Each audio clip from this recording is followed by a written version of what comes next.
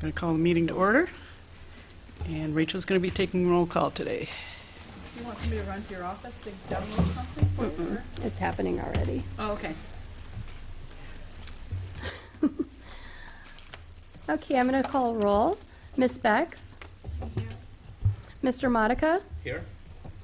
Ms. Headland? Present. Mr. Miller? Here. Ms. Salmon? Here? Mr. Pinilla? And both Ms. Orcherton and Ms. Williams are excused today. Okay. Next, we'll move on to approval of minutes of the previous meeting, which was in February. Anybody have any changes or comments? I move that we approve the minutes. All in favor, say aye. Aye. Aye. Okay. Next, we're going to move on to the staff report. Okay. Did I gather, can you repeat who was the second on that last motion? There wasn't. Oh, there wasn't one. Okay. I'm willing. You She'll do be it the again officially? Barbara did. Do we need to officially do it, though, to be? I don't think so. I think I don't as long think, as I was wrote about to here, read it, it's and then she fine. called for the motion, so I thought I'd shut up. Okay. Fine. Just to keep my mouth shut for a change. I won't tell you what my father used to say about when I didn't. Wasn't very polite.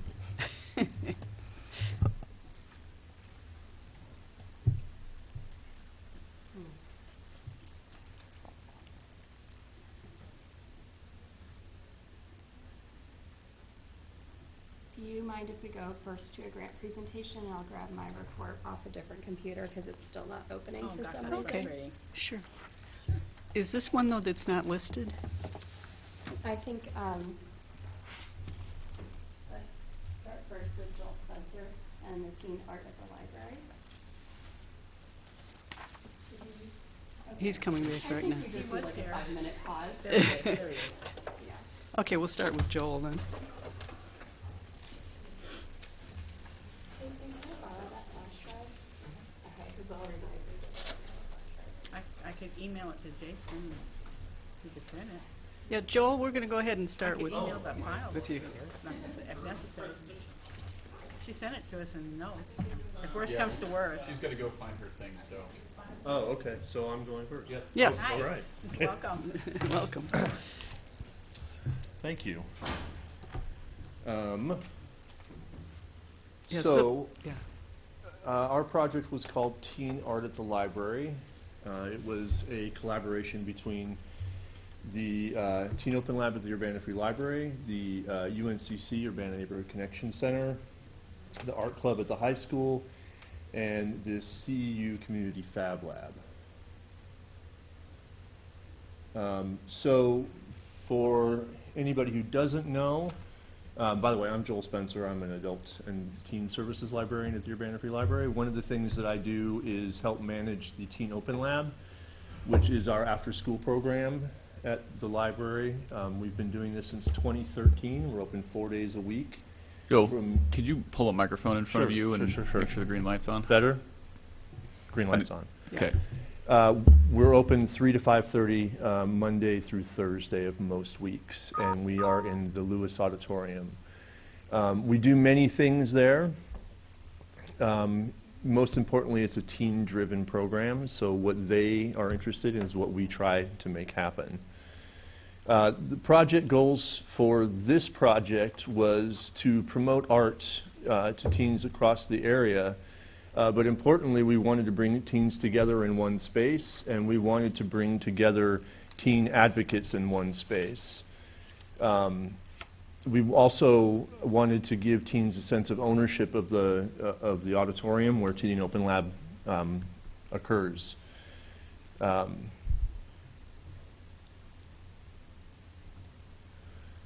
So putting this together, I realized it might be a little difficult to understand how we all actually came together. There's a woman named Sarah Hogue who is a Fab Lab staff member who also spends 1 day a week at the Teen Open Lab and 1 day a week at the UNCC. So she was our sort of go-between between the library and UNCC, and then I was working directly with the Urbana High School Art Club. And so basically, what the idea was, I stole from a friend of mine who had done a similar project a few years before, which is got blank skateboard decks and had the teens design the decks and paint it however they wanted to. So UNCC had 14 kids that were involved, and Sarah was there 1 day a week and worked with them, I think, for 2 weeks. And here are some images of the teens working at their space on Main Street.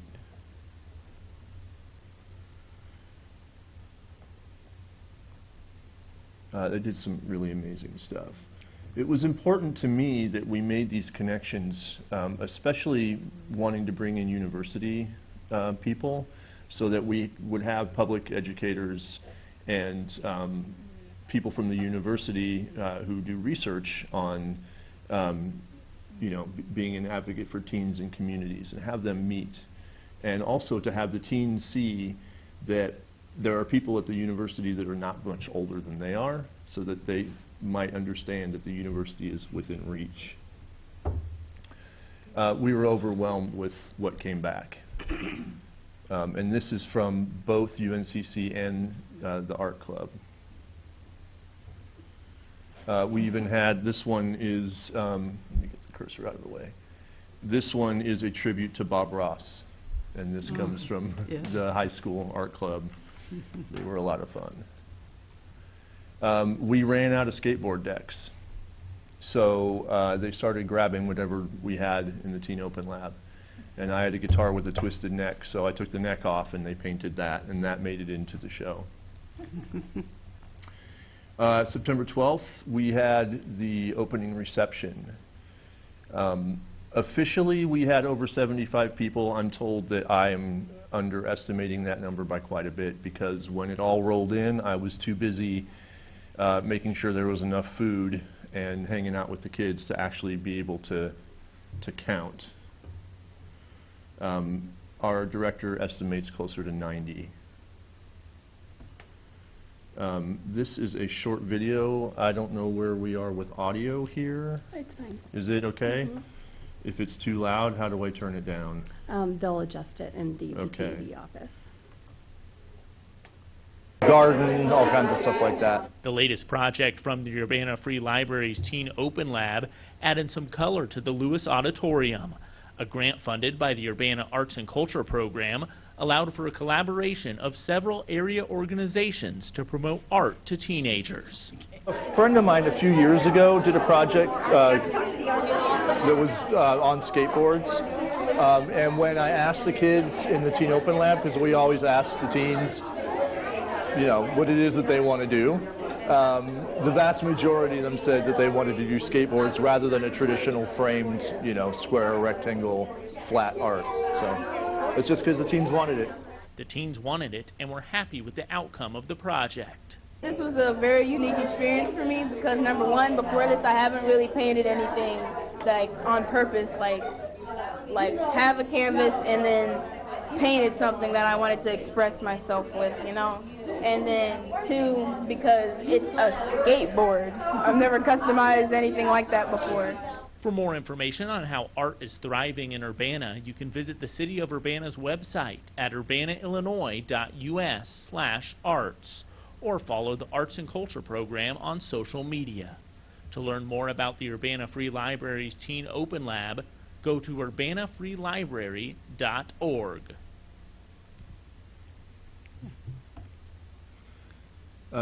For the sake of time, I'm going to skip that one. Here are just some images at the beginning of the reception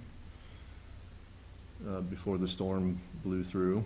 And here's just some more images of the art as it came in. One of our artists taking pictures of other people's art. And two of our young artists from UNCC.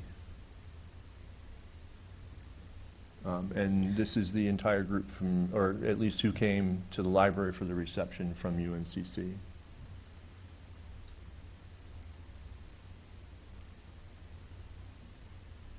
So one of the unexpected things that happened because of this project is that we intentionally wanted the art to stay up, and the administration at the library agreed that that would be a good idea, to give the kids a sense of ownership of the room. But what we didn't really think about was the fact that it was going to be on the wall for every other program that happened, which ended up being this really beautiful thing where the board meetings then had teen art on the wall. Or when Bertha Kent retired after 35 years of service, they gave her flowers with skateboards on the wall. Children's programming, we had the mayors there for the women's voting program. Bilingual yoga, and drag queen story hour with skateboards. As soon as we put those on the wall, we realized we were in trouble because we were going to have to replace them with something else because it was so much nicer with art on the wall. This is going to continue. Actually, we're moving some of these decks to Art Coop or Co-op, however it's pronounced, tomorrow for their space. They're interested in having them. The teens have painted everything I put in front of them. It really sparked an interest. I've seen individuals actually change, like sort of start to develop a style with this. And the Fab Lab has sort of expanded this program, applied for a grant which was funded. So we're going to continue this on a larger scale and be in other places in the city as yet to be determined. But as you can see, the teens just continue to paint everything they can find. And that's all I have. If there's any questions. Great. How did I do on time, Comments or Rachel? questions? Go ahead, Barb. Do they pay to be part of this program, or is it all covered within the grant and library materials? It's all covered. Yeah, there's no cost to them. Great. Have you had programs like this before? Yes, the Teen Open Lab is pretty amenable to. We've had other people come in and do workshops, and I always try to make it that anything that they make they can actually take with them, because I think that's important. So yeah, over the years we've had various things similar to this. Thank you. Thank It's you a great very much. program. Appreciate Just it. Oh, sorry, go ahead. comment. Yeah, go ahead, Rachel. I just excited to make a quick comment that one of the active teens of that program Oh, yes. also helped write the grant. Yeah. And that same teen was one of our arts and culture interns last summer. So we had this great continuation of that teen leader working in our arts program, but also saying to me, hey, did you know I helped write that grant with Joel? Yeah. So that was really exciting, because I know that I think one of the things I appreciate most about your programming, Joel, is how much you really decenter the adults in it and allow teens to take huge leadership around the design and implementation and even evaluation of your programs. And I wondered if I could invite you just briefly to say a little bit about this continuation that we recently funded as well, that'll carry into this year, and particularly maybe a little bit about the Teen Art Council that's coming out of that. So I can a little bit. It's mostly Fab Labs. They're sort of taking lead on this time, but they've invited teens from UNCC and from the Art Club and from Teen Open Lab to design the entire program, to come up with a theme, to make recommendations for materials, and I believe even to talk to venue owners and really be part of bringing the whole show together. This is something that we both share. Teen Open Lab actually has been working with Fab Lab the entire time we've been open, since 2013. And the whole time has been about giving teens a sense of safety, a sense of continuity, a sense that the agencies in our community are available to them. And so it's very exciting to watch this get a little bit bigger this time. So. And I'll just add our gratitude for all the collaboration with the Downtown Get Down and things like Teen Open Lab and some of the continuity that this was even able to kind of afford in that direction as well. So Joel and the Teen Open Lab staff, which are largely our teen librarians at the Urbana Free Library, have been really, I would say, collaborative and steadfast in their devotion to working together with us beyond the grant program and really seeing the grant program as a way to deepen our overarching collaboration. So I've been excited to see that, and I thank you for setting that example. No, well, thank you. Thank you. Thanks very much. Thank you.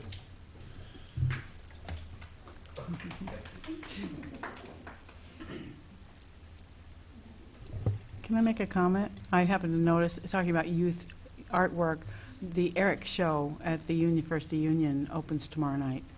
Right.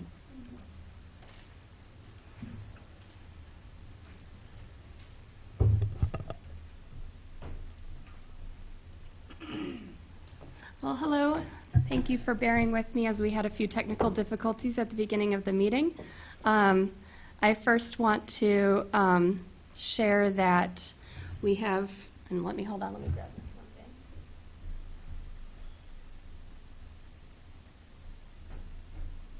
We do have an amendment on tonight's agenda. We had both Justin and Emily are moving to April. So their presentations will be next month. And joining us this evening is Susan Ogwell of the CU Black and African Arts Festival, who will be presenting on the 2019 Urbana Arts Grant CU Black and African Arts Festival.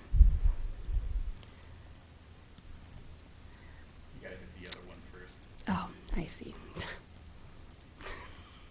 maybe not.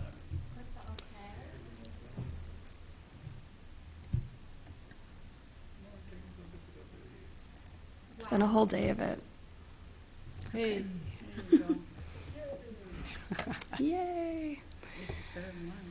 All right, everyone, this is your March report from the Urbana Arts and Culture Program. I want to start by giving some great news, which is that we recently received a grant from the Illinois Arts Council for their Summer Youth Employment Program in the amount of $3,515. This is going to fund 2 students working with us throughout the summer, and they'll be participating in all of our ongoing programs, but then paying particular attention to the Urbana Downtown Get Down.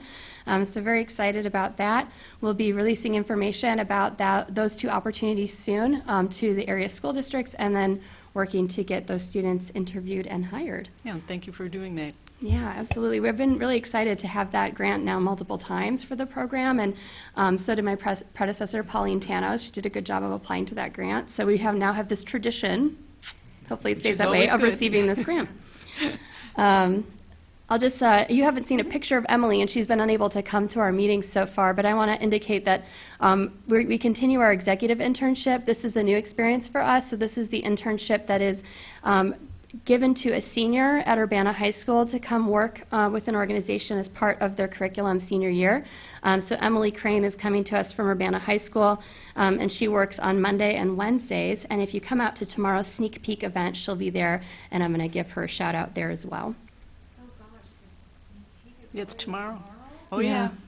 Forewarning, the sneak peek is tomorrow. It's on one of my 5:30. slides, don't worry. 5:30. I also want to mention that we continue with the YWCA's Women in Leadership program. This group of wonderful students you've introduced you to virtually before, but what they've been working on is really coming up with a media kit for us, and I'm excited about that. I indicated to our arts grantees at the orientation recently that it's a resource that I hope I'll be able to share with them too as they market events that we effectively sponsor through the grant program. In general, we're really excited to be at this juncture with the arts grants. They've all been funded. All money has been given out. We were able to award 38 creative projects this year taking place within the city of Urbana. As I said last meeting, this is a record-breaking number for us.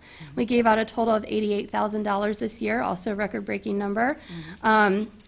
Most have completed their contracts and most have gone and attended an orientation. We just have a handful of people who slipped through the cracks or had conflicts, and so we'll be following up with those after the sneak peek. Which brings me to the sneak peek. So tomorrow's sneak peek celebration takes place from 5:30 to 7:30 at Riggs Beer Company on High Cross Road. This, again, is an opportunity for us to showcase the arts grantees that were awarded in 2020. We also acknowledge some of our past grantees of 2019, but it really is designed to be sort of a preview of what's to come for our arts scene. If you are able to attend, especially commissioners, I really hope that you're able to. We will probably give you a role when you attend. And last year, our commissioners, helped us at the microphone acknowledge the different people that were awarded. So I'll be bringing like scripts and little information like that. And those of you who are willing, we'll ask you to jump on board to assist with that. We are excited to have some live music from the Data Waves. So they'll be kicking it off at 5:30. Our program begins at 6. Our program should conclude by 7, and we'll have another half hour of music at the end while people mingle. We will have complimentary hors d'oeuvres and a cash bar. Next, I want to mention Boneyard Arts Festival is rapidly approaching.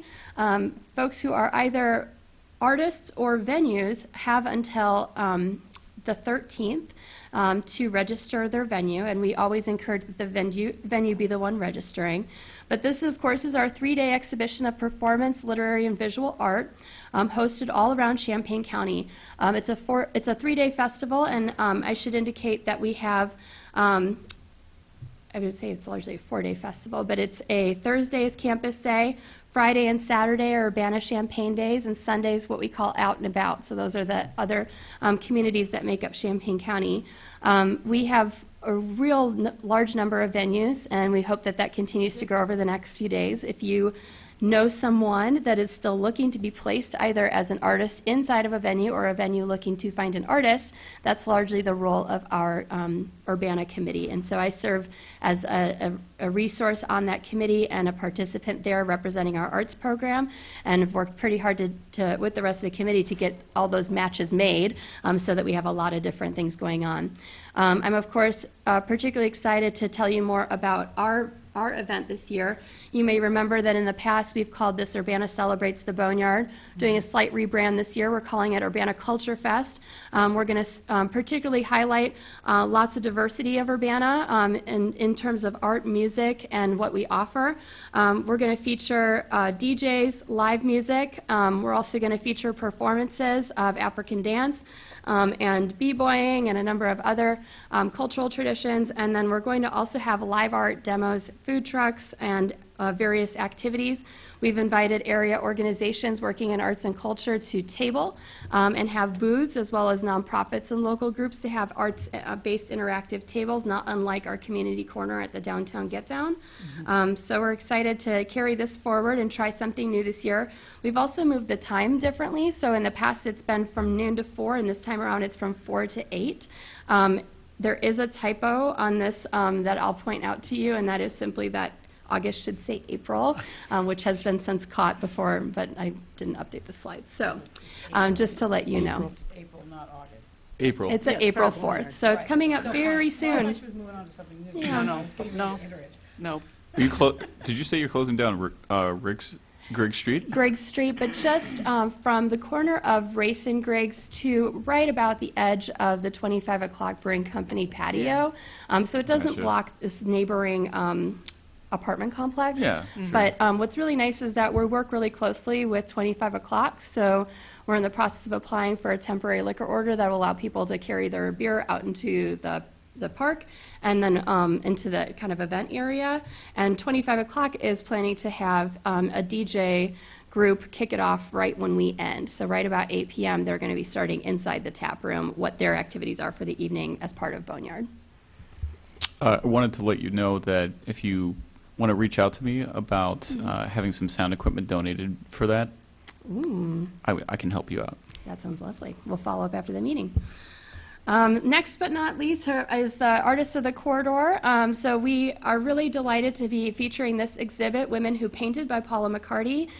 What's really unique about this exhibit is not only is it unique because it's oil paintings and digital paintings, which means she made them with a stylus on her phone, some of them. But what is also very unique is that these are creating the beginnings of a visual archive that Paula has devoted herself to working to make. So if you go to Women Who Painted womenpainted.com, you can actually see histories and archival information about these women painters that she's painting. And she really tries to really detail their stories and their contributions. Many women painters that are featured may even have a more famous or recognized husband. And so it's really nice to have their work featured and take center stage. We also want to indicate that this is part of Women's History Month programming here.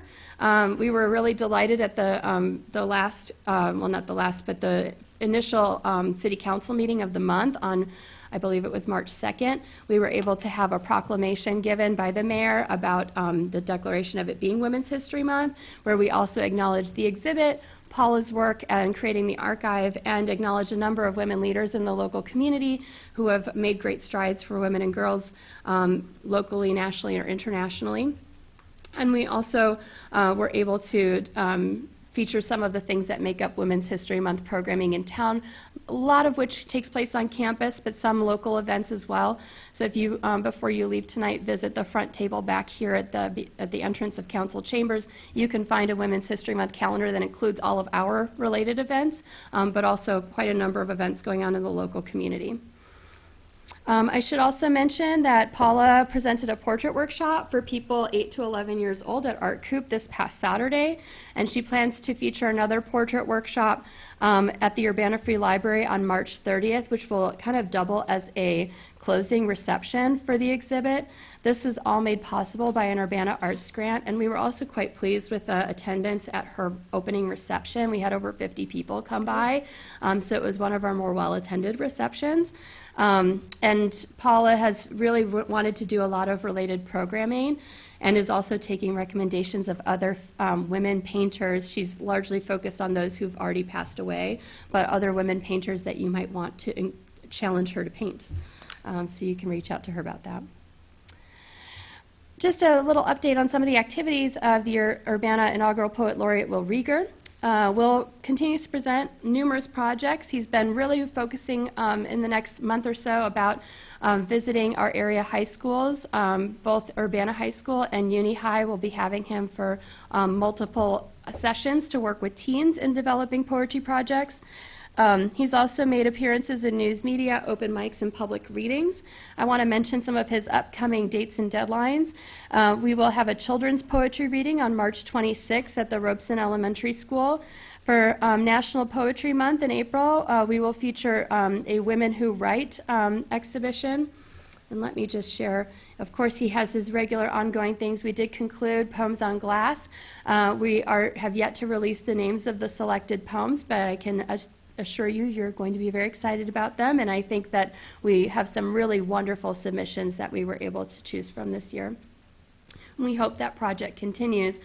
Just to kind of jog your memory, that was the project that invited area poets to kind of interpret our local murals. So it was an ekphrastic poetry project, and we selected 4 murals, and we'll have 4 poems that then get installed next to those murals. Poets on a Park Bench released a new episode, and it features the woman here on the right, Ashanti Files, just this month, and that's airing on UPTV. As soon as the weather gets a little bit warmer, we're going to be filming another, probably at least 4 of them to wrap up the remaining months. And I'm excited to also acknowledge the upcoming postcard poetry project, and this invites anyone who's interested, whether seasoned, novice, or brand new poet, to submit a postcard with a poem on it that is either also illustrated or collaged or has some sort of artwork behind it. There's some guidelines about what we're looking for available on our website, and we will have very soon a drop box here at City Hall, one at Common Ground and one at the library, accepting some postcard donations towards this project. They will be displayed as part of Artist of the Corridor at the end of April and through May, and we will have a May teen poetry slam with a particular teen showcase of the postcards at Common Ground Food Co-op Gallery. I mentioned that there's also a National Poetry Month reading. This is called Women Who Write, and we'll be featuring about 11 women writers reading their work for National Poetry Month. And then we also have The postcard poetry deadline is April 15th, as well as we do have a save the date, and that's that one of Will's, I believe, last programs that he'd like to do is kind of a showdown at the Get Down with poetry. So we'll have a little pop-up going on at the Urbana's Downtown Get Down on June 27th between 5 and 8 p.m. of local poets. I want to talk a little bit about your Market in the Square, Art in the Square programming. Our Market in the Square concerts most recently featured Bodacious String Band, which appears here. The youth that make up the band come from Community Center for the Arts, and they performed this past Saturday. We had that at 10 a.m. It was pretty well attended. Next up, we've got the local session, which will feature Irish traditional music in honor of St. Patrick's Day. We will also have therapy playing in blues and soul music in April. I'd also like to mention that the March 14th one next Saturday will also feature the Shamrock Academy of Irish Dance, and the local session plans to bring a 10-person Irish or 9-person Irish traditional music band with a one-person dancer, and then it'll be followed by a whole academy of the Shamrock Academy of Irish Dance. They actually joined us last year, and it was really phenomenal to have the food court kind of taken over by Irish dancers for a time. I want to talk briefly about Young Artist Studio. We had our really record-breaking Young Artist Studio this past month. Our Kids Learn to Sew had over 70 attendees. That we literally tried to close the door multiple times and more people kept sneaking in. But it was really lovely, and we were a bit scrambling as a staff, so we learned how much we can and can't do. But we had nothing but praise being sung by the people who attended, and really good feedback in general about the diversity of arts workshops we've been offering through Young Artist Studio. You have a full list here in your staff report of upcoming Young Artist Studios, but our very next one will be mosaic making, and this is this upcoming weekend. I mentioned Poems on Glass, Murals on Glass as well, continues to kind of be in the works. We're working out the installation of In the Sunshine by Black Mau, which is Kamau Grantham and Stacey Robinson collaborating together. As soon as we have a solid date for this, I'll be releasing it to you and encouraging, of course, our Arts Commission to attend. It's likely to be in the month of April. And then want to just mention that a lot of planning is underway for Urbana's Downtown Get Down. I didn't detail a whole lot of this in your report, but we have been meeting quite a bit. We're going to revise the layout just slightly, but we have already made those decisions this past week, and seeking always new partners and sponsors to get involved. We've got a lot of fun things brewing for the Downtown Get Down this year, including a kind of permanent fixture of the Downtown Get Down Afterglow being this like 8 to 9 p.m. time, where we'll still have some activity on a certain side of Main Street while other folks start to shut down maybe their booths and things. That will still that was kind of what we had going on for the fire spinners, but we were rained out, if you recall, so they spun fire for like 15 minutes. Yeah. So they'll do hopefully a full show this time around, and we're going to have some other featured performances during that time. Large showy groups doing street performance. And then I also want to mention that we're having things like an escape room, a little mini pop-up escape room, and other things on Main Street. So lots of new things brewing in the arts for the Downtown Get Down. I also just want to mention, in our last meeting, I talked about going to the Rotary Club of Urbana. I was able to give a presentation to about 50 Rotarians. It was a good meeting. We got to talk a little bit about ways to support the arts program and what we've got going on that they can get involved in, including things like the Downtown Get Down, where one could have a booth or things like that. And I served on the Grantathon panel at the University of Illinois. This is a big grant-focused conference, and was able to talk a little bit about what it takes to write an arts grant and give like a mini version of our arts grant workshop. And that's really all. Thank you for your time. Is he going to get any good ideas at the grant workshop that we can benefit from for future? Oh, for our processes? Yes, we should digitize everything. That was largely what it was. The fact that we accept paper applications like shocked the Mental Health Board and shocked Community Foundation.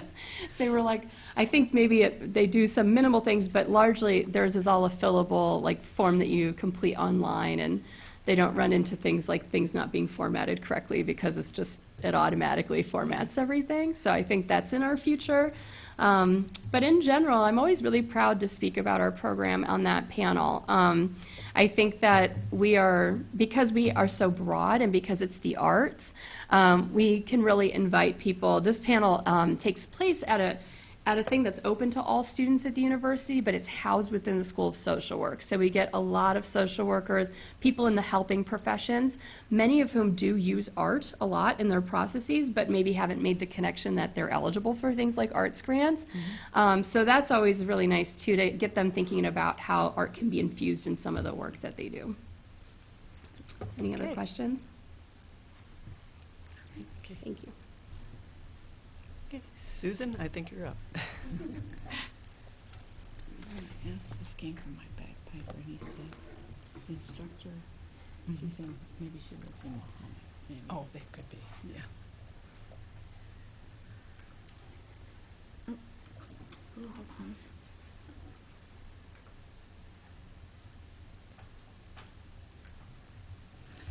Okay, good afternoon or evening now. Thank you all so much for having me, and thank you, Rachel, and just all of you for this opportunity to be able to share a little bit about our festival. So for those of you who don't know me, my name is Susan Ogwal. I am one of the co-founders for CU Black and African Arts Festival, who was a recipient of the Urbana Arts Grant last year. We are so excited to recognize that we have received funding again, and of course compliments and so much appreciation to you all for that. It takes a lot of hard work and some good money to do what we need to do in terms of really just exposing our Central Illinois area to some new things. So before I continue, I just want to also make mention that Cindy just couldn't be here. She is actually going to be a mom soon, so she just couldn't make it. She had an appointment today, but sends her regards and greetings to everyone and wanted to make sure that you all knew that. So, Send us a birth announcement. I'll let her know. Okay, and just a quick caption, I guess, of our vision and mission. So our arts festival, we started it really just in conversation many years ago, and it just was a possibility and manifested last year. So as a nonprofit organization, our mission is to expose and give a culturally diverse experience to the Champaign-Urbana and Midwest region by expressing both Black and African heritage. Activities for our festival, we definitely include art, music, fashion, food, resources, all of that, and also business vendors who are partakers of our festival. And also, excuse me, our general admission is free, so we have not charged for our festival, but we have had funding through our vendors and also donors and sponsors who come on board to be able to support our festival.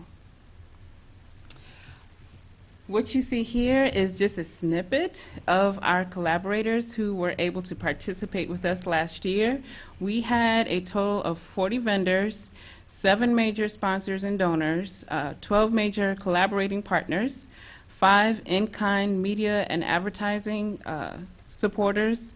That would include the Daily Illini. That would include also a little bit of website on WCIA's community calendar, and a number of other outlets, actually.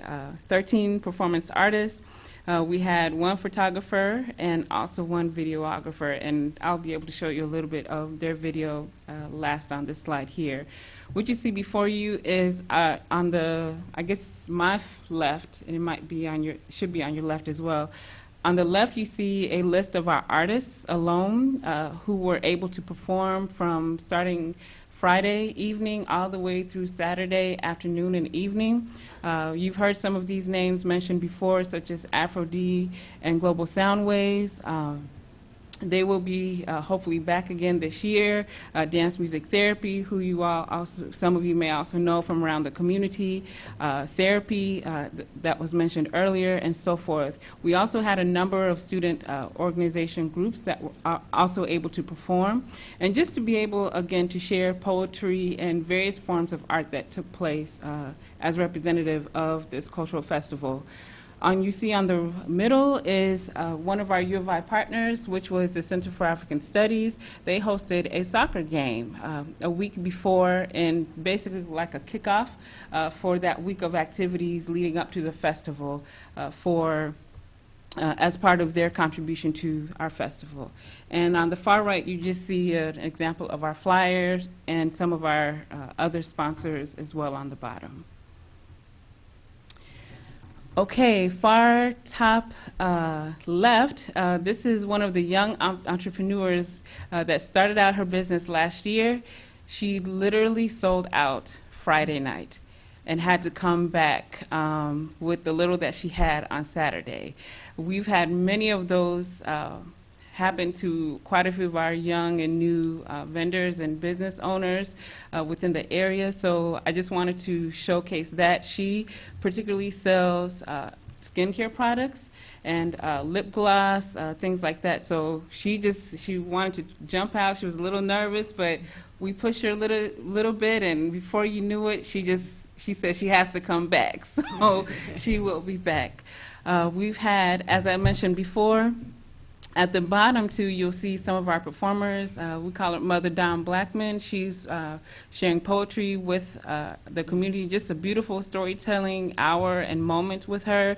And then on the far right, you see some of the capoeira dance children. And actually, this is from one of Urbana School's young dance groups, which they sponsor as part of their after-school program, I believe. The teachers there gathered some of their students and were able to partner with us and showcase some of the things that they've been working on with their students as well. And then far top right, you see this is an example of one of our as far as how far our festival reached. This young man traveled all the way from Iowa to be a part of one of our vendors. We had a number of vendors either from Indiana or also as far as Iowa. He was the only one for Iowa who actually came down and made sure to register, set up, and he also found himself doing pretty well for this area, which actually happened to be for a lot of people that never heard of Champaign-Urbana. So I can guarantee you now that Urbana's on the map. All right, all right. And this is just a picture of our welcome table at the front, as you see, with some of our volunteers. And then, as I shared also, we have a number of vendors, everything from top left, you see jewelry from Kenya. Then far right, one of our other vendors, Monica Braggs, she's a licensed cosmetologist. She was actually doing I think she was either doing makeup or hair at the time of this particular picture, but she was providing live hair demonstrations then. At the bottom left, you can see how big the crowd came out to show support for one of our performers. And I believe this is MJS Dance Academy here, and parents came out. I mean, it was just, you see the phones out and everything, so they were really enjoying that moment. One of our best vendors, and those which we didn't want to leave so soon, was El Campeon. We deemed him our pineapple guy. He traveled all the way from Chicago to be able to be a part of our festival. Like many other vendors, they asked a lot of questions. How much? Is it going to be worth it? All of that. And before the night was over, again, just asking us when is the next date so he can put himself on the calendar. Right. And this, what you see is non-alcoholic pina colada drinks. Very tasty, by the way. We did not have any alcohol for our festival, so it was very family friendly as well. And the last thing I want to show you is just a video clip, and this is part of our collaboration with the University College of Media. One of their students was able to become our videographer, and so this was part of their project, but also just showcasing, a little bit of what our festival did. I do also want to make mention that there are a number of other videos that have been captured as well, so you can just kind of Google us. You'll find us online, and hopefully our website will be up soon. I want to also mention before the video that we do have a Facebook. You can find us on Facebook and also Instagram, as we are currently developing our website. And we had a total projected estimate of 300 to 400 attendees, but again, we're also kind of undercounting, I believe. We ended up, I think, about 500 folks, because at the same time we had the market going on. Folks went to get something to eat, I should say, or maybe getting crafts, and came right on over into our area within Lincoln Square Mall. And this was just one side of Lincoln Square Mall. So this year we're expanding a little bit more. So let me play the video, and then I'll finish.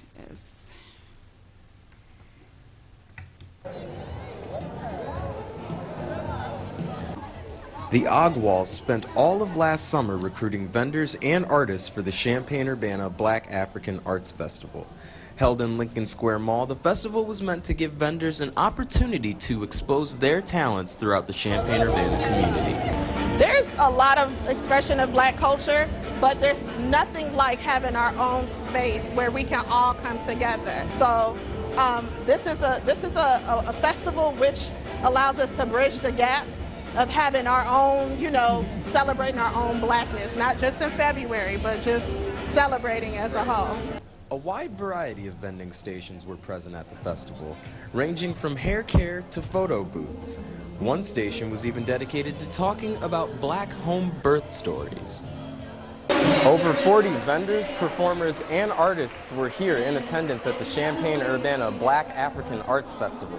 Whether you were looking for traditional clothing, braids, beads, medallions, face paint, makeup, or just looking to check out a DJ and kick it with your friends, Lincoln Square Mall was the place for you this weekend. The festival even featured a live performance from a local dance group. For the Ogwals, the first ever Black African Arts Festival in Urbana was a resounding success.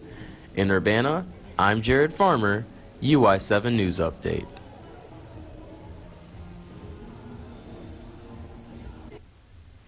And I believe that's the end of that video. And I just want to stress how important you all have been to our festival and being able to share this with our community.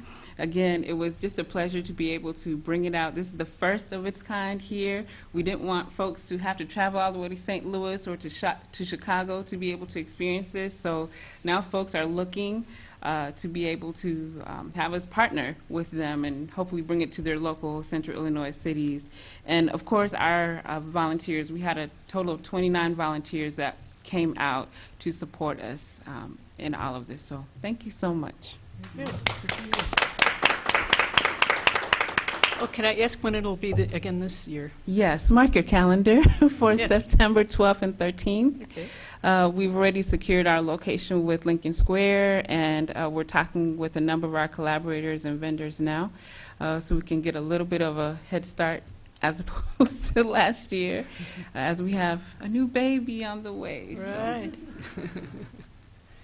Well, thanks very much. It's a Thank great you. project. I just wanted to thank you, as I did Joel, because you're another person who, and as a community of folks that were on the organizing team, to participate in our arts program in a way that goes above and beyond the grant program, in a way that I enjoy using as an example to others. One of the things that Susan and Cindy were able to do is, in the lead up to the festival, we did you might remember this, but a young artist studio workshop that specifically focused on the African drum, and was a nice lead-in to the festival. And we already have it on the calendar that we're actually going to do a musical drumming workshop for this upcoming festival this year. So excited to continue that collaboration of looking for ways that the arts programs, existing events and programs can be a place to kind of, you know, further Absolutely. your festival. Absolutely. Yeah.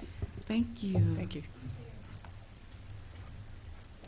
Okay, next we're going to have a discussion and review of the Tier 3 grant process.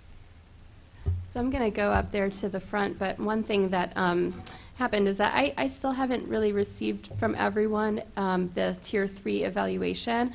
So I'm just going to pass it out to you. And if you did it already, I apologize for the redundancy, but I would like to ask you just to take a moment. It's only like 4 questions, so just spend a couple minutes to fill this out, and then we'll have a brief discussion. Thanks, Brandon.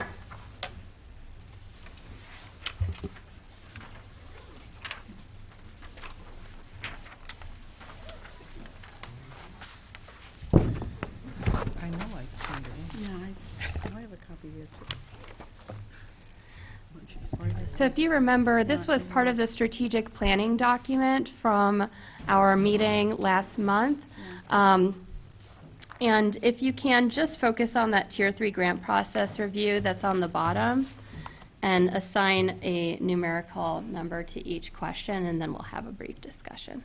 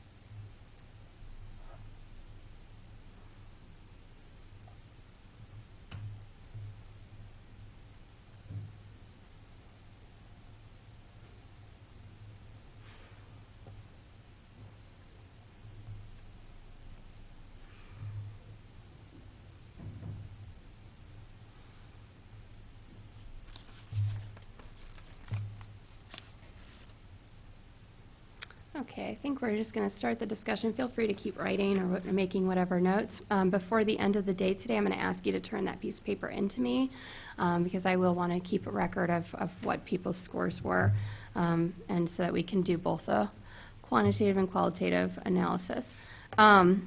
Let's talk first about, we'll go through each of these one by one, but can you speak a little bit to evaluation guidelines, whether they were easy to comprehend and used to review applications? To jog your memory, these were the guidelines that were put in your folder and sent out in advance that kind of told you a little bit about our timeline and the expectations, and then it would probably include also the criteria guidelines that you had to assess each one.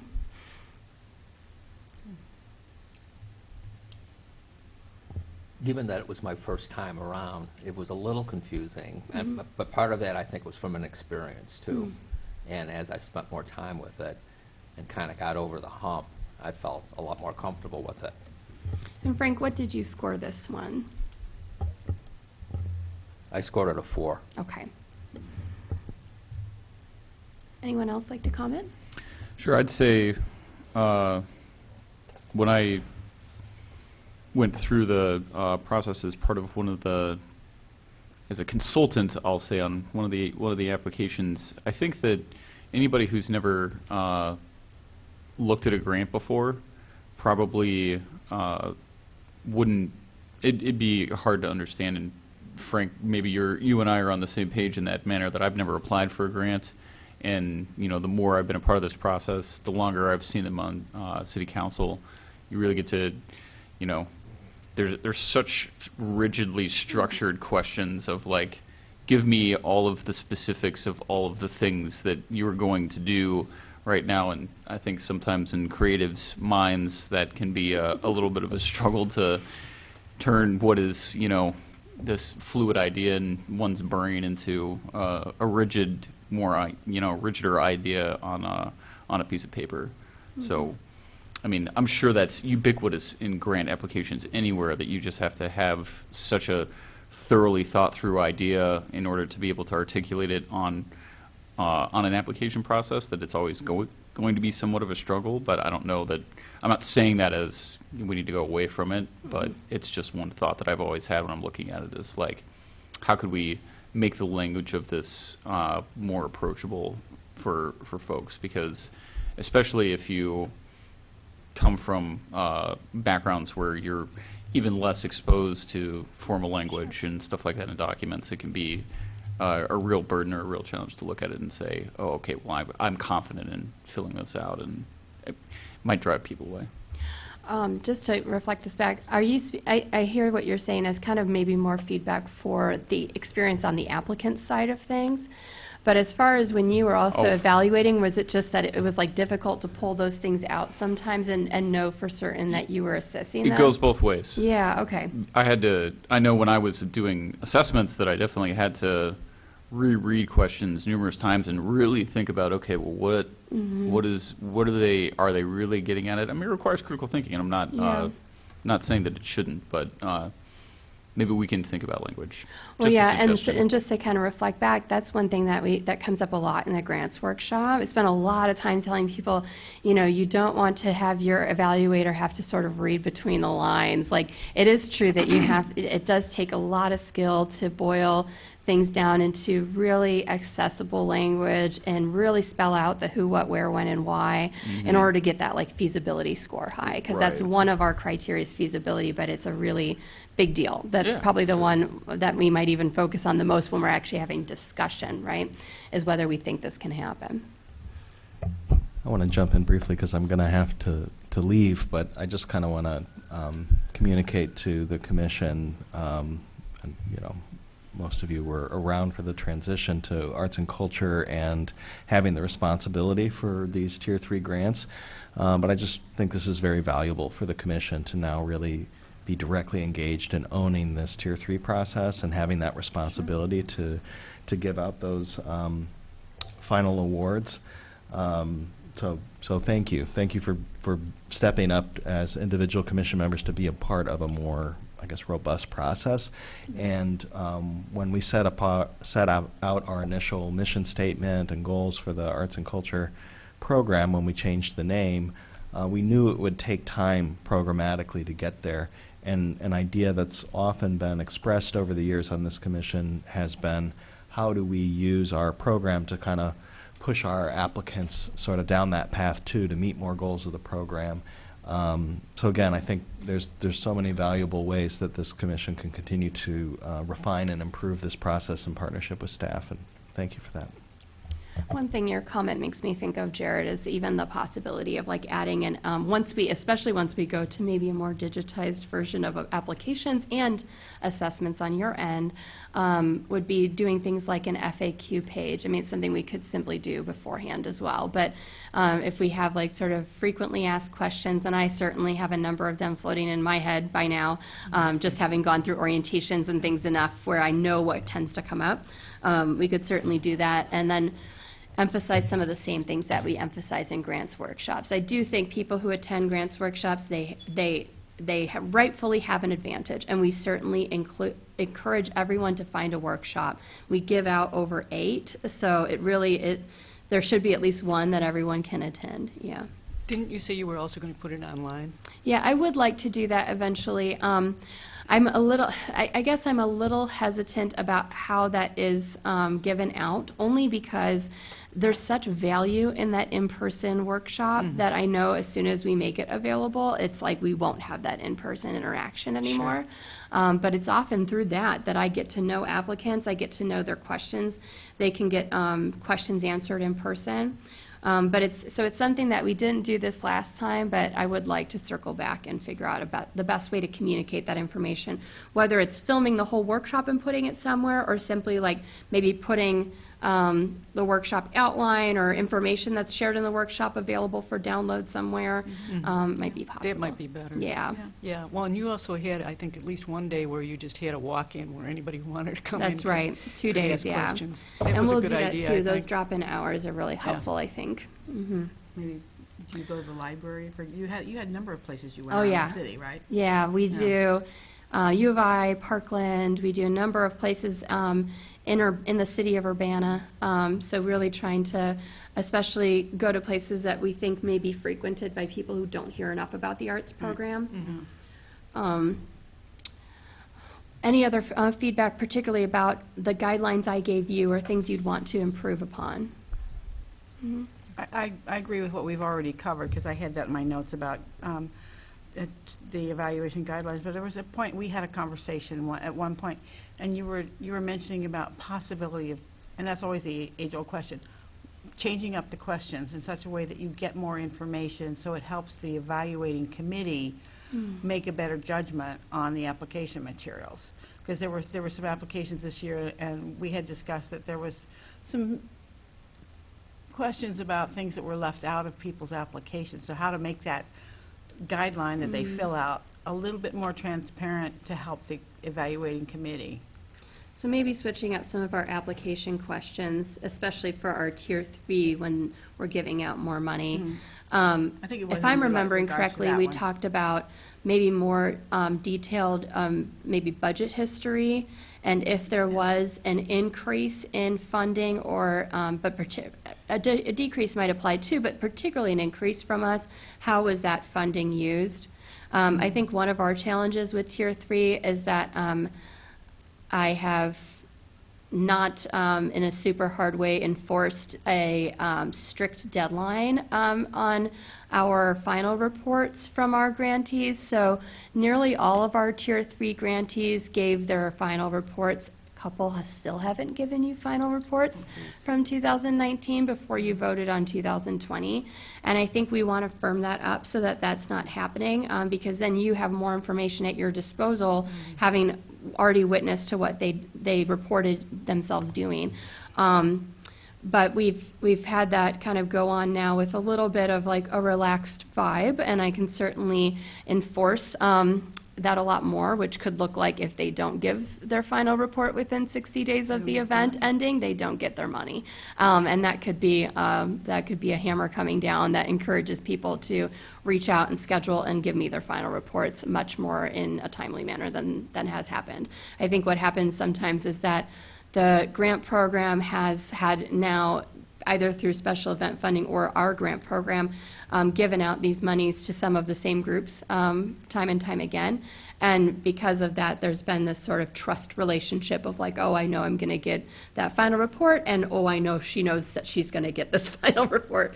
And so we might need to rock the boat with that a little bit.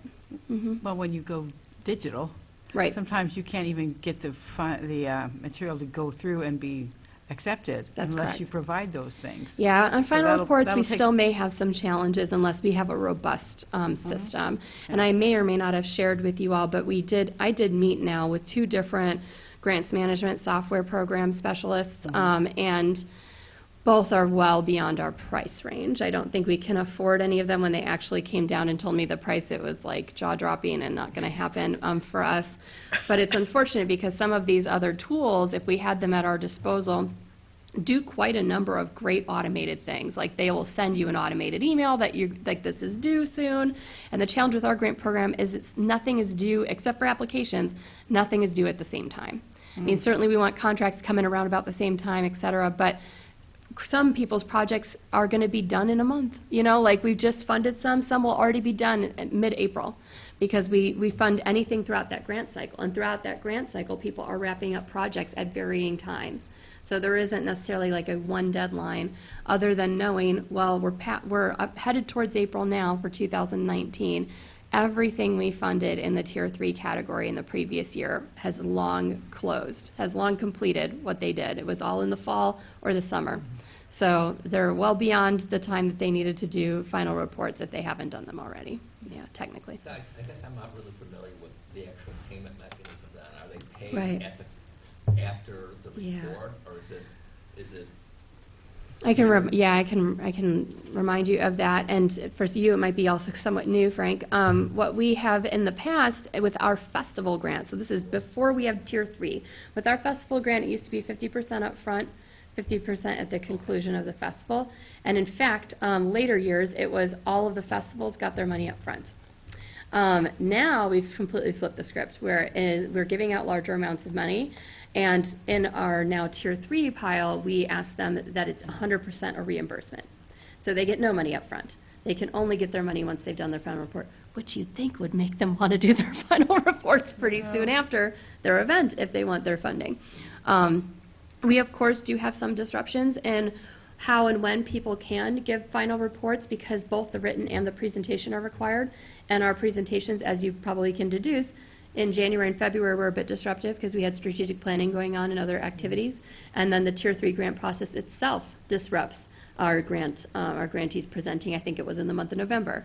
So you can see there, they have kind of December and maybe a little bit in January, and now this is the first meeting since they've been able to present. So there is also some reasonability around why people haven't presented sooner than later. But I'm not sitting on any final reports that haven't gotten to present. I guess I'll say that as well. Yeah. Yeah. Does that answer your question? Now, Rob Crum came to you of CU Folk and Roots a couple months ago or more, and to express that he would like us to consider as an Arts and Culture Commission that festivals could get their funding if they were able to show receipts, maybe even midway through the cycle, or at any point before the completion of the entirety of the project and their final report. I have some language in their contract that basically says it's at the discretion of the coordinator and the committee. And we certainly see a need with things like a volunteer-run festival, why it's sometimes hard for them to pull together all that money up front.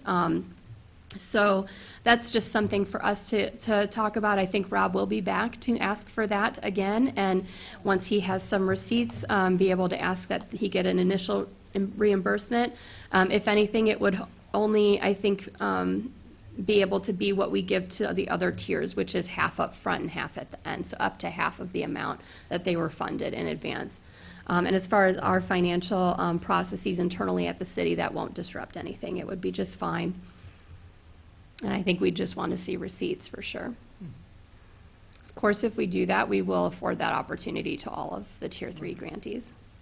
Can we talk for a moment about applications being provided and including guidelines with enough notice for a thorough review? What were your feelings on that this time around? No complaints on my end. Yeah, that's fine. I was a little harder on that one, but again, I think part of that is kind of familiar with. Yeah, do you turn your mic on, Frank? I was a little harder. I gave kind of a 3.5, kind of an in-between. Sure. You'd like them a little bit more in advance? What would be helpful to you? Again, knowing how the process Sure. proceeds, and I don't know if this is relevant, but when I participated in one of the evaluations, I was a real softy initially, and I was kind of surprised that the level of sharp, I mean, not sharp in a negative way, but very concise and very good evaluations. And I think it was a learning process, even in the course of that afternoon that I participated in it, because I found over time, and it was not a conscious decision, but my scores kind of came more in line with it, or close to what everyone else had to. Not that they had to be, but Right. a sense of I think understanding. the jury process always kind of does that. At least that's my experience. Yeah. Yeah. I can certainly work to give you guys information as soon as possible. Obviously, that's always contingent on the closing of our application period and how long it takes to kind of prep materials, but I can certainly work to give there to be even more of an expansive time frame. This isn't particularly on here, but can you speak for a moment to your experience of their grant presentations in the Tier 3 category? So when we were up in the executive conference room and all of the grantees had to present in person, the presentations and the questions. Sorry, were you getting ready to talk? Okay. I think I think that everyone, commissioners and the applicants, would benefit from a level of professionalization of the presentations, considering it, I suppose, as a presentation that one would do for a class or for work, because it is, you know, it is for an amount of money that the applicants are not going to have to pay back. So I think that a level of professionalization would serve everyone, and I think it would just be respectful of everyone's time, speaking of which.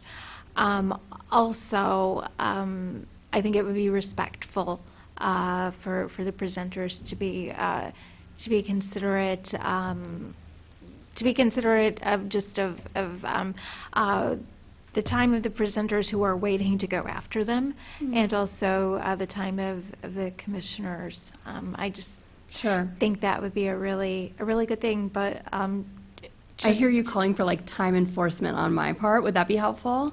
Time enforcement, but I think as anyone who's given presentations on an even somewhat semi-regular basis, I mean at work or in class, just internally you have a sense of how things are going, and just kind of just keep in mind, just be considerate of the people listening to you and the people who are waiting to do their presentations, and just keep it crisp. Yeah, I think it's in the keep it crisp and perhaps practice the presentation. This is great feedback that I can pass along. I would love to encourage you and anyone else who are thinking in this direction as well. Any concrete examples that you can give of like what professionalism ought to look like in this instance are things that I can certainly set up as part of the inherent build of the way that we run the meeting. So including like, do we want to give them time? I mean, we can give them time limits. That's very easy. Slide limits.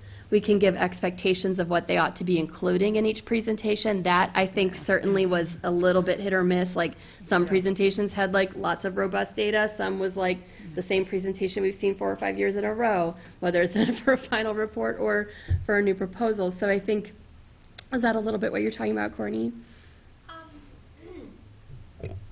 I guess just a sense I have sometimes for work I do presentations.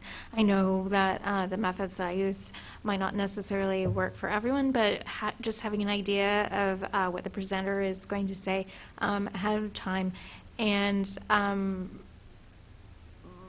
being focused about presenting it, and staying kind of on track. And I mean, I don't think necessarily that someone's phone timer would go amiss in such a situation. Mm-hmm. Yeah, that makes sense.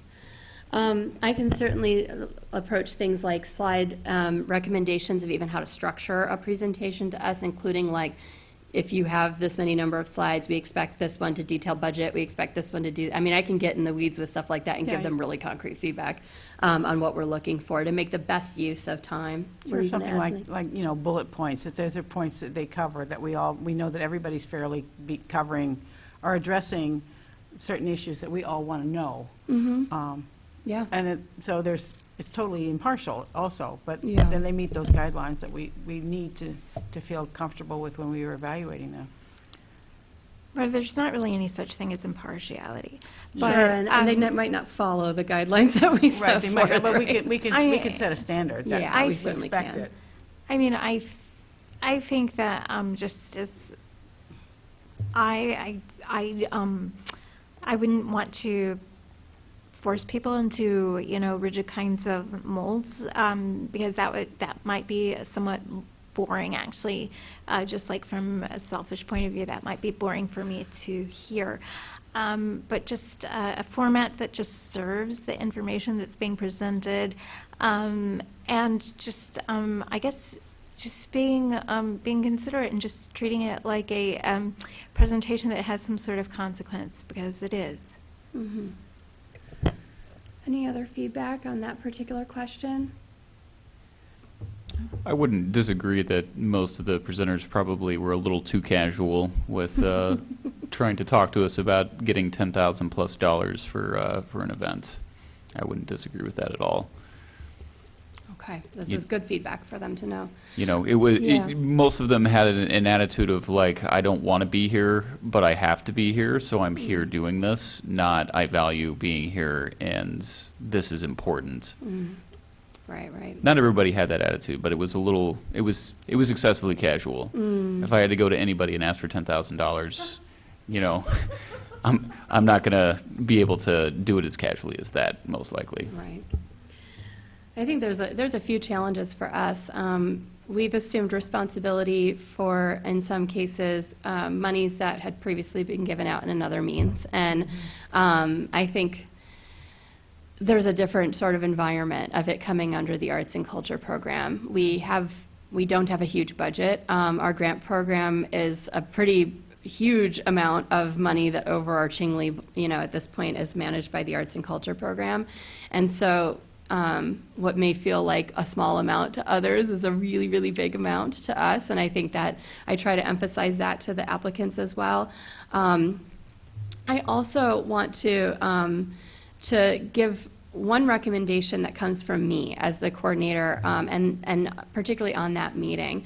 I think one of the things that we also are challenged by is that each presentation gives us different kinds of questions, which is completely and utterly reasonable.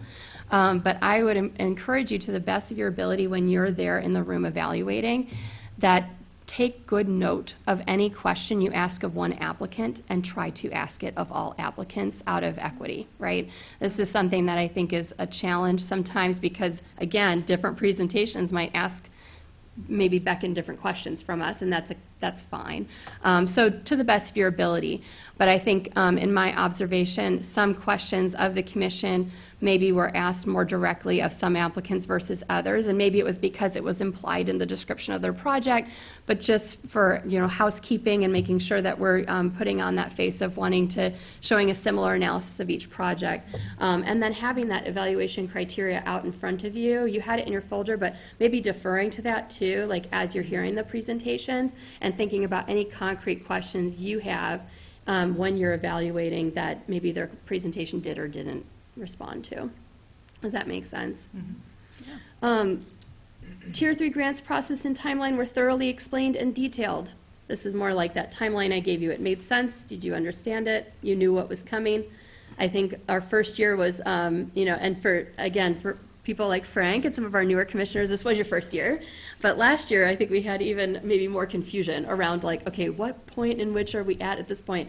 And that's all right. We were all trying it out for the first time. I hope for the people whose second time around this one represented, it was maybe a little more smooth sailing. But I'm curious just in general if having things like that printed timeline where I literally stated, now this is where we hear the presentations, this is the meeting where we have the discussion. Was that helpful to you as a thing to reference? No, I felt like you were very clear on what each of the steps were and reiterated it many times. So Okay, good. that's just my feeling. What about the question of decisions were made with fairness and accuracy? How did you score that, and what were you thinking about there in terms of evaluating this process? I scored that 5. I felt that the process was fair. And that was the one aspect of the whole experience that I valued the most, Yeah. especially the jury aspect. And then the process allowed for transparent and thorough discussion from UAC members. I give that a 5.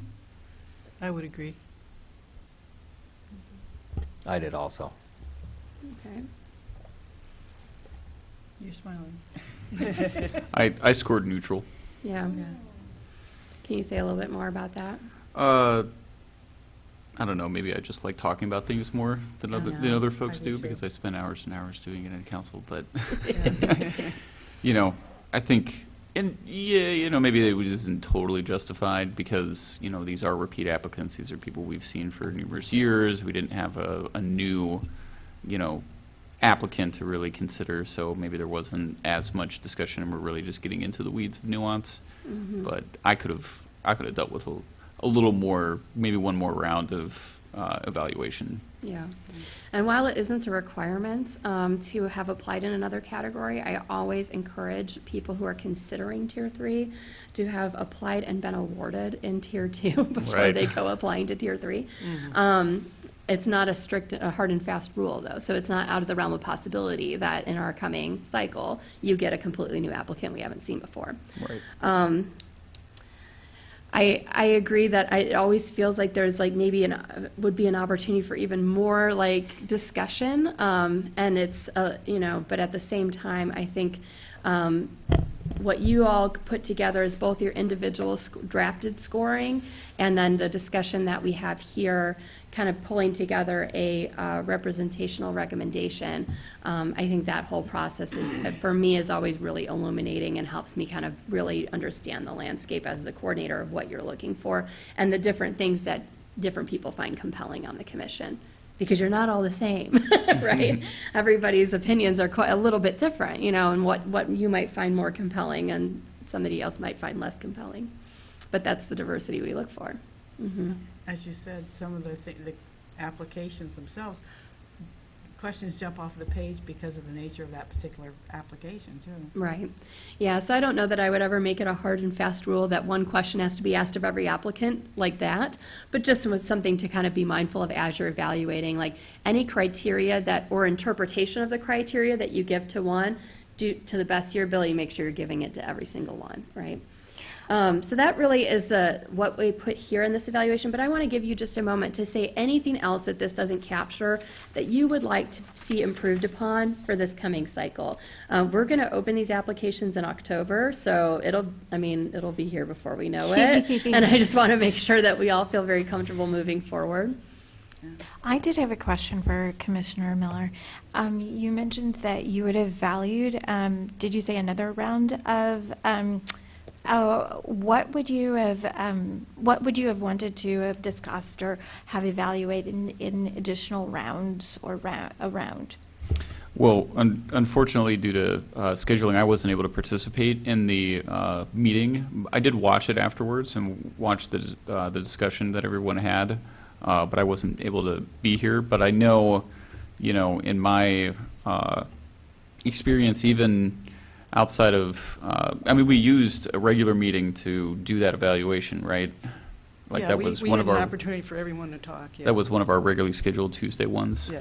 And right? Yeah, but we had a special meeting for those presentations, so we did have like an extra meeting that month. Right. Because the grant presentations are a meeting that's kind of a special meeting. The year before, the special meeting was the extra discussion meeting, so it just depends on scheduling which one it turns out to be. But one thing that had already happened at that point then is you have already submitted your drafted recommendations based on the initial presentation and your own personal evaluations. Those were all then assessed by myself and the program specialist. We put together then a recommendation with the help of the CD staff, taking a look at all that, and then we're able to present that to you as what we see as the overarching recommendation. And then we use both a quantitative and qualitative analysis of your comments and your numerical evaluations. Maybe it would have been, Ms. Beck, something as easy as just dividing up those, getting all of those evaluations or those presentations that we interacted with our grantees into 2 sessions instead of into one.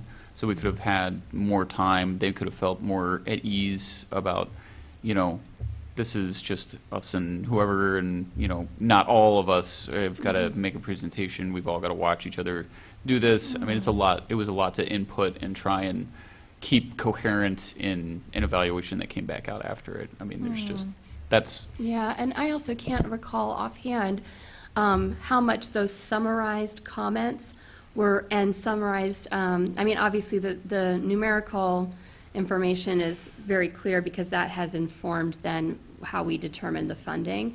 But even like the summarized comments, I know that we had kind of a summary sharing them, but we could spend a little bit more time just on that so that you hear from us what we saw as some overarching Sure. comments that came from different folks, and if there was something that like maybe stuck out to 2 people and something else that stuck out to 2 others, I could still mention those things. Right. But just indicate as much. Just something along those lines, that's all. Yeah. Are you, Rachel, are you saying staff might reflect back some overarching patterns, or? Right, because we kind of already did that, but I guess the benefit would be is that you guys submit to me your individual scoring and qualitative evaluations, but you don't see each other's. And so for me to give maybe even, I guess, as much as I can, more of a substantial summary of what those comments were and in between you all at that meeting where you're also invited to have a discussion, it might ground your discussion a little bit more. Sure. We might try that. That Yeah, might be and helpful. see if that would help. Okay, for me also, a lot of the learning in whatever process I'm in is from my peers, and as much as I've had opportunities to interact with other commissioners, I've learned from that, and I don't know what other opportunities we could have to meet informally that would not violate open meeting act. Right. Well, you But can- being able to meet with people, I mean, even just at the meeting or after the meeting and asking a couple questions, Mhm. and I received valuable input. Yeah. So what? Well, again, we have to be careful. I So understand that. one thing we do on Council, Pat, almost anything that is of significant, discussion will occur between whoever the parties are involved in city staff or the folks outside of the city that we deal with and 2 council members at a time. They'll meet with all of us 2-on-2 or 1-on-1 depending on That's right. as the schedule evolves. Mhm.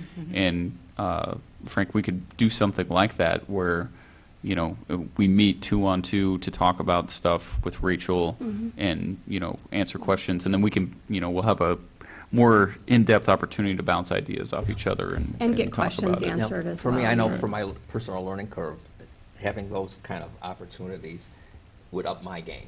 Sure. Right. And I also wonder if that extra opportunity and the information that we receive from those summaries might potentially affect the way we evaluate Mhm. the application that we see. It might not. think of something you don't. Yeah, and Right. we might be, I think we would at least be better informed. Well, Because I and- remember yeah. talking to you during the time, and there were things that were missing from one application that might have affected our choices, so. Mm, yeah, and I think too, you are very empowered to amend anything that you have initially evaluated them on. Just as a jury is, we ask each of our volunteer juries to come with pre-scores.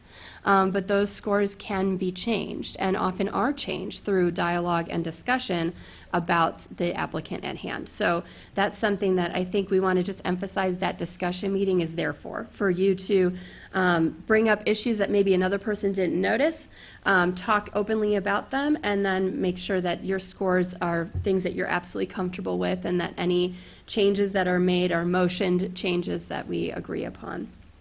Well, and you could probably guide us in that That's regard right. as well. I can certainly come up with as much of a robust qualitative summary of what your feedback was on your initial scores to lay the foundation for a broader discussion. I think when we've talked before, I did that minimally, but I can definitely emphasize that even a little more this next cycle. So I wonder, Rachel, do you think that that would benefit us and the process, or would that just create like a lot of work for you? I don't think it'll be much more work than what we do now. I'll just spend a little more time on it in the meeting, just talking about things that were pointed out. Now, one thing that I'll ask of our commissioners now related to that is use those note spaces on your evaluation form. Because there also are people that don't use it, and just say, just give me the numbers, and they don't really have many notes or comments. So in order for that to be a robust experience and feedback process for you, I would encourage each and every one of you to not leave any of those blank and make sure that you're also notating why you gave the score you gave in that category. Yeah, I think that'll help. I'm hoping that over the next, few years of us doing this, that we will really have some more concrete processes for the grants. And certainly, I shoot high for the stars, but when we look at even how our Illinois Arts Council operates and the National Endowment operates, you know, we're not far from what they do already. So I think we're looking to improve upon our processes for our own convenience in processing and making sure that it's transparent and makes sense to everyone, both on the applicant side and on our side of pulling all the information together. Yeah, I was going to say something else, but it completely went out of my brain now. So if I think of it, I'll send you a message. But I guess to the point of, oh, I know what I was going to say. So what I was going to say was related to the question of, like, how can I become maybe more aware, familiar, right? Frank, you kind of asked that question in a way. And I think one thing that I really want to emphasize is that you are encouraged to do your homework beyond what they present to you. So, you know, you're getting a PowerPoint presentation, they're deciding what to put on it, they're deciding what pictures to show you, and they should. But you should also go to these events if you can make it, check them out for yourself, fact check for yourself, you know, and then check out their websites and check out all the information that you can so that you feel the most informed as possible in making decisions and also giving them feedback on how we'd like to see them improve. Because the reality is every single one of these projects that we get, whether it be in this category or another, are absolutely deserving. They absolutely do something to enrich our town.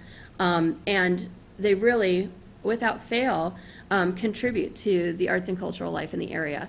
It is on us, though, to always give feedback and vice versa for the public to give us feedback about our program. How can we always do it better? How can we meet the criteria of the grant better? And that's the kind of feedback I want them to hear, both in the evaluatory discussion that we have, because that's information for them. You know, they'll be able to walk away and say, okay, I didn't get as much money as I'd hoped for, and I realize this is a concrete piece of feedback they had in their evaluation. I'm going to have to change it up for next year. You know, we're giving them feedback when we also aren't able to give out as much money as we'd like. One thing that I'm not sure how to account for, there are people who had a lot of experience in doing grants, doing That's right. presentations. People who have had a lot of experience in doing PowerPoints, doing presentation, have a very polished presentation, versus people who maybe have more exciting ideas, but haven't had as much experience putting together PowerPoints. And I know part of that is that the process of going to the meetings and learning about grants, but I find myself maybe rooting for the underdog, and maybe that's more of a personal thing, but wanting to see people who have not had opportunities have those opportunities. Not that I'm stigmatizing or punishing folks that have had the experience, because they have a track record and they should be encouraged as well. So trying to find a way of balancing those things. That is a challenge. One thing I think I could do that I hadn't written down yet is that even though I give these grant workshops, Tier 3 isn't distinctly focused on it's talked about as a unique process, and it's certainly, I give out the timeline, I explain how it's different, but I don't spend a ton of time going in depth. I'll tell you partially why. I don't see Tier 3 people coming to my grants workshops, so oftentimes it's not relevant to the people that are in the room. I think what I could do is offer a Tier 3 specific workshop once or twice as part of the series that just focuses on best practices for applying in this category. And we could share some of this information that we've gotten. Our commissioners invited also. Oh, yes. And you should totally come to my grants workshops because I don't have any trouble with attendance at them. Maybe a couple are kind of smallly attended, but not for that reason, but because it's really important for you to kind of see what information I give out. And I'm happy to share PowerPoints or whatever is convenient for you to see as well. I think you have been, yeah. You know, I don't mean at all to privilege PowerPoint. If someone wants to do their presentation using, you know, doing a graphic novel for real, or doing storyboards, whatever medium serves their message, I think that's fine.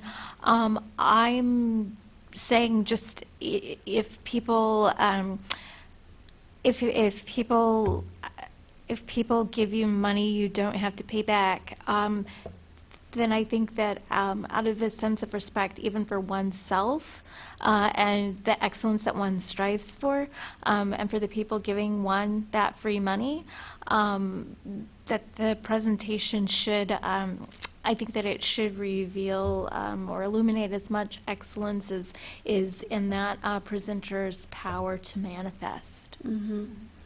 Yeah.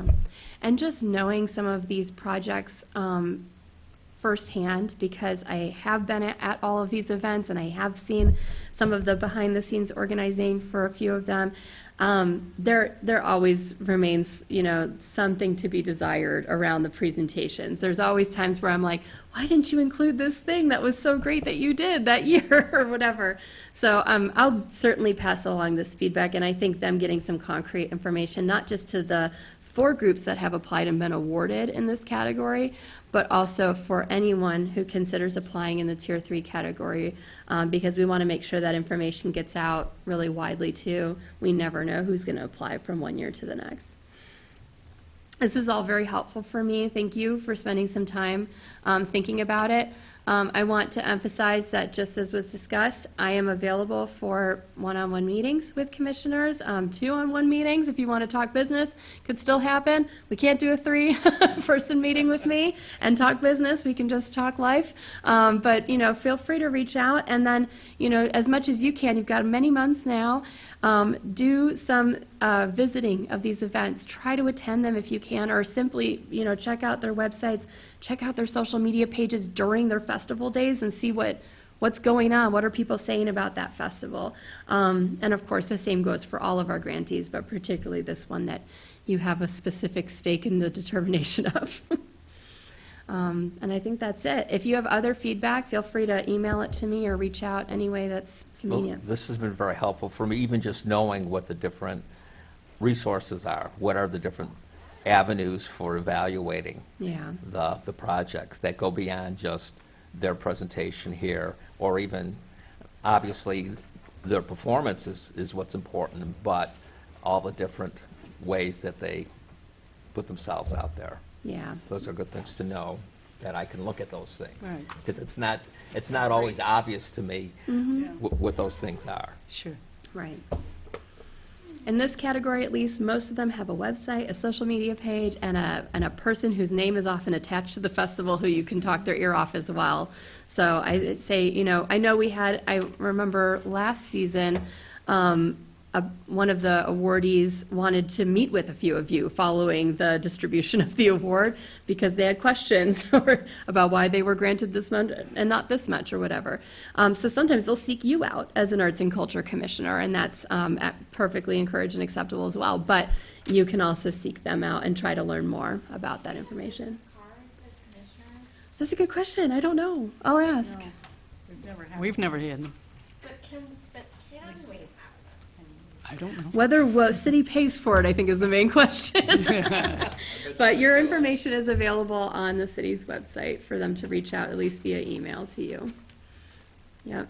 Well, listed on your own personal signature as well. That's right. You're welcome to do that at all times. You're certainly representing the program, and I think you guys all represent it very well. So thank you. Okay, thank you. We can adjourn.